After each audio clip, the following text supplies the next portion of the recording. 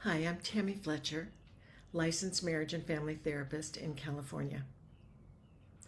I'm speaking today as a clinician, someone who sits every day with people's fears, grief, anxiety, and exhaustion.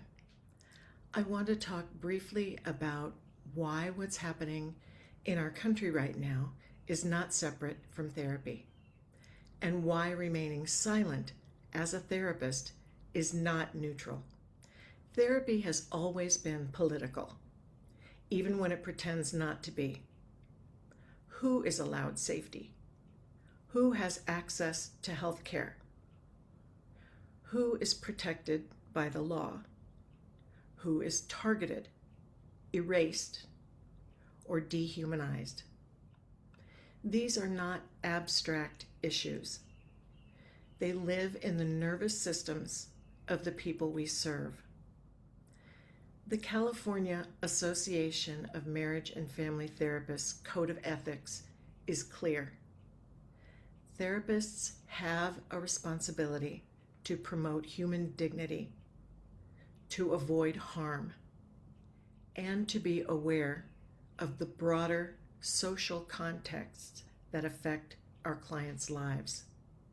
We are ethically obligated to consider systemic oppression, power, and injustice, not just individual symptoms. When policies and rhetoric create fear, instability, or threat, that is a clinical issue. In my practice, I'm seeing a sharp increase in anxiety, depression, trauma responses, and despair. And these are directly tied to the actions and the messaging that we're seeing at the national level right now. Clients are afraid of losing bodily autonomy, afraid of being targeted because of their gender, their race, immigration status, disability, or identity. They're afraid to seek medical care, afraid to speak openly, afraid of what comes next. In my practice, I specialize in treating trauma. And for people with trauma histories, these conditions reactivate survival responses. Hypervigilance increases. Sleep worsens. Coping strategies break down. The body stays stuck in fight, flight, or freeze. Now, this is not fragility. This is a nervous system responding to real threat. There's a myth that therapists must remain neutral in the face of harm. But neutrality in the presence of injustice is not neutrality. It's alignment with power.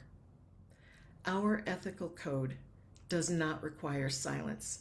It requires non-maleficence, do no harm, and beneficence, actively promote well-being.